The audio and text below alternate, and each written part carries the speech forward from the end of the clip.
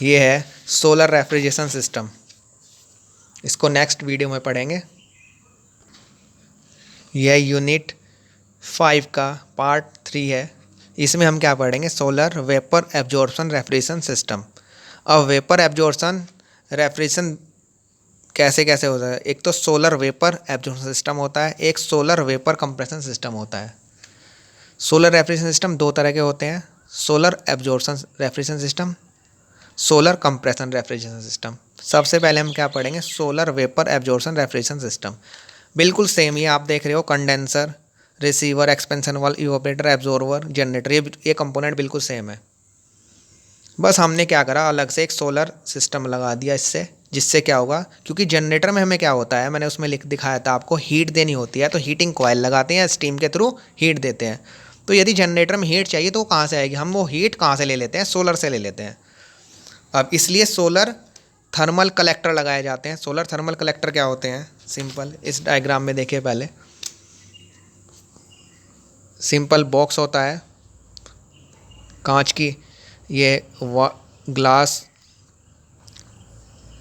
Glass ऊपर लगा होता है, और इसके अंदर कॉपर पाइप्स लगे होते हैं। कॉपर पाइप्स के अंदर हमसे वो चीज़ पास करते हैं, इसको हमें गर्म करना हो। तो जैसे ही सोलर रेडिएशन पड़ेगा, कांच से वो अंदर आएगा, और कहाँ आएगा? वो कॉपर ट्यूब के ऊपर। कॉपर ट्यूब क्या करेंगे? हीट एब्जॉर्ब करेंगे, और इसके अंदर जो भी लिक्विड है, ट्यूब्स के अंदर जो भी चीज़ है, वो चीज़ क्या हो जाएगी? गर्म हो जाएगी। और इस हीट एनर्जी को हम कहीं भी यूज कर सकते हैं। यही हीट एनर्जी हमें सोलर वेपर एब्जॉर्प्शन सिस्टम में यूज करनी है। तो सोलर से हमें क्या मिला? सोलर थर्मल कलेक्टर से जनरेटर के लिए हमें हीट मिली। तो सन से सोलर एनर्जी आई। सोलर एनर्जी, सोलर कलेक्टर ने क्या किया, जिसके अंदर जो भी वाटर था, तो वाटर को गर्म कर दिया, और वाटर को हमने कहाँ से, गर्म वाटर को कहाँ से पास करा? जनरेटर के अंदर से पास करा। तो जनरेटर को क्या मिल गई? हीट। और जनरेटर को केवल हीट एनर्जी ही चाहिए। जैसे ही जनरेटर को हीट मिलेगी, वो तुरंत क्या करेगा पता ही आपको? अमोनिया और एब्जॉर्वर को, रेफ्रिजरेंट और एब्जॉर्वर को अलग अलग करता है जनरेटर हीट के थ्रू। तो हीट जैसे ही जनरेटर को देंगे, उसकी इनपुट क्या है? हीट। जनरेटर जैसे ही उसको इनपुट हीट देंगे, तो उसका फंक्शन स्टार्ट हो जाएगा, वो रेफ्रिजरेंट और एब्जॉर्वर को अलग अलग कर देगा। और सब प्रोसेस जो कि तो क्या है, जो मैंने आपको अभी सिंपल वेपर एब्जॉर्प्शन सिस्टम में पढ़ाई थी, सेकेंड पार्ट में, इसी यूनिट के, यूनिट 5 के सेकेंड पार्ट में, फर्स्ट पार्ट में, यूनिट 5 के फर्स्ट पार्ट में जो पढ़ाई थी मैंने, सिंपल वेपर एब्जॉर्प्शन सिस्टम और वर्किंग जूकितु, यही है। बस हमने जो वहाँ पे हीटिंग कर रहे थे, वो हमने किससे दे दी? ये देखिए, आपको मैं डायग्राम दिखा भी देता हूँ। यहाँ पे ये पढ़ाया था मैंने। यहाँ पे हम क्या कर दे रहे थे? देखो, स्टीम दे रहे थे, या हीटिंग कॉइल लगा रखे थे। हीटिंग कॉइल मतलब क्या कर रही थी? हीट दे रही थी। ये हीट दे रहे थे इसको, जनरेटर को। बस हमने इस हीट को क्या रिप्लेस कर दिया? ये क्या थी? सिंपल वेपर एब्जॉर्प्शन सिस्टम था। इसको हमने किससे चीज़ रिप्लेस कर दिया? सोलर थर्मल कलेक्टर से। इस बार हम हीट क्या दे रहे हैं? जो वाटर हीट एनर्जी या स्टीम दे रहे हैं, वो एनर्जी कहाँ से ले रहे हैं? हीटिंग एनर्जी सोलर से ले रहे हैं। और सब वर्किंग, जितने भी वर्किंग है इसकी, हम क्या कर रहे हैं? जितनी भी वर्किंग है इसकी, जो कि तो सेम रहेगी। बस जो हीट एनर्जी की ज़रूरत थी, वो हमने डायरेक्ट इलेक्ट्रिसिटी के फॉर्म में, या हीट एनर्जी के, या हमने कोल ना जलाना पड़े, इसको हटा के हमने केवल हीट एनर्जी किस फॉर्म में दे दी? सोलर के फॉर्म में दे दी। हीट एनर्जी किससे ले ली? सोलर से ले ली। सोलर ने क्या करा? हीट एनर्जी दी, और उसको हमने जनरेटर में दे दिया। और जो कि तो वर्किंग सेम है, कोई चेंज नहीं है। सेकंड क्या आता है? दूसरी तरह का सोलर रेफ्रिजरेशन क्या हो सकता है? Solar vapour compression refrigeration system. अब वेपर कंप्रेशन है। वेपर कंप्रेशन मतलब उसमें क्या होता? कंप्रेसर होगा, कंडेंसर होगा। ये तो आपको मैंने थर्ड यूनिट में पढ़ाया था, फोर्थ यूनिट नहीं, सॉरी, थर्ड यूनिट थी ये, आरएसी की थर्ड यूनिट थी पॉलिटेक्निक में।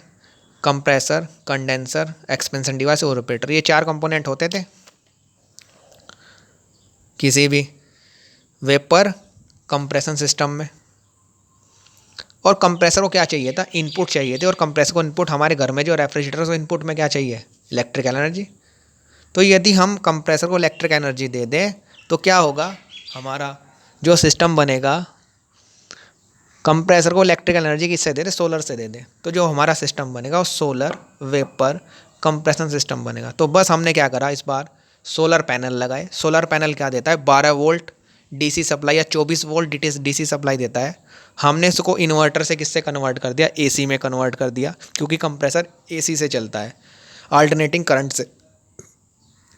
तो इन्वर्टर ने डीसी को एसी में कन्वर्ट कर दिया और उस एसी करंट को हमने कंप्रेसर को दे दिया और इससे कंप्रेसर रनिंग होने लगा और कंप्रेसर ने अपना फंक्शन स्टार्ट कर दिया। जो कि तो वर्किंग इसकी भी जो simple vapour compression cycle unit 3 में थी वही है। और बस हमने कंप्रेसर रन किससे करा दिया इस बार, इलेक्ट्रिक एनर्जी ना देकर सोलर पैनल के थ्रू, सोलर एनर्जी से करा दिया। तो उसको बोलेंगे सोलर वेपर कंप्रेशन सिस्टम। ये रिमोट एरियाज़ में यूज़ होता है जहाँ पे लाइट काफ़ी कम आती है।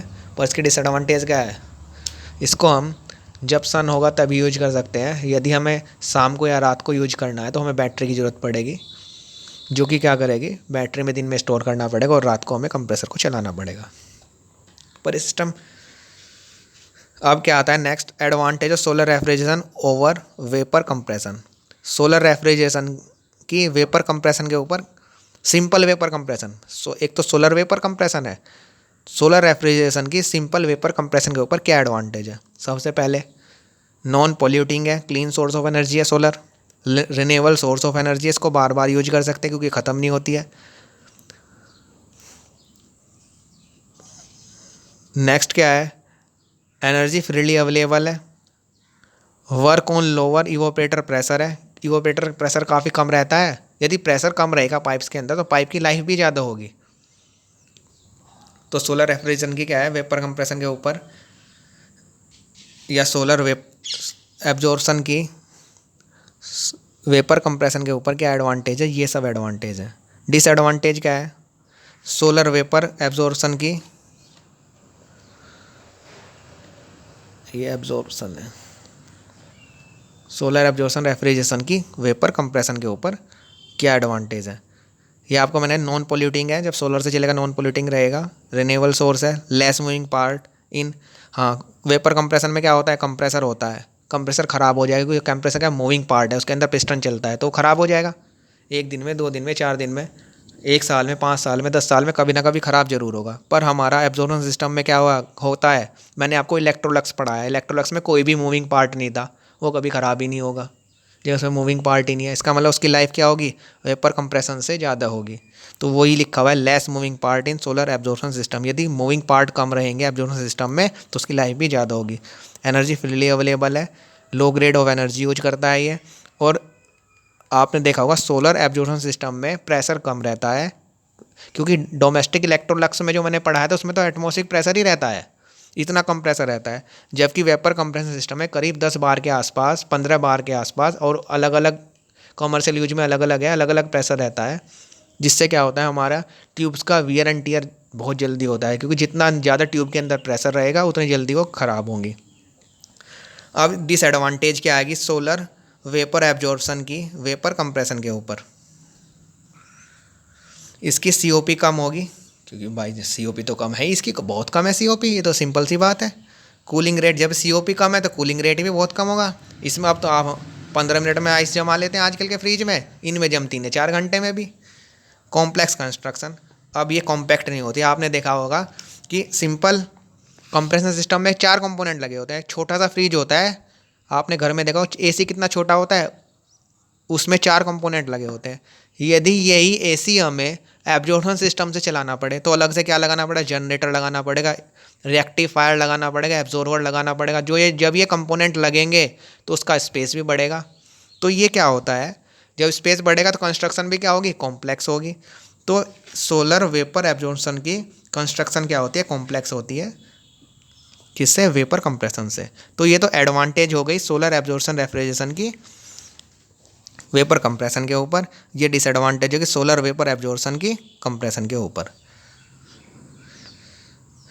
अब नेक्स्ट हमारी यूनिट क्या है, यूनिट 6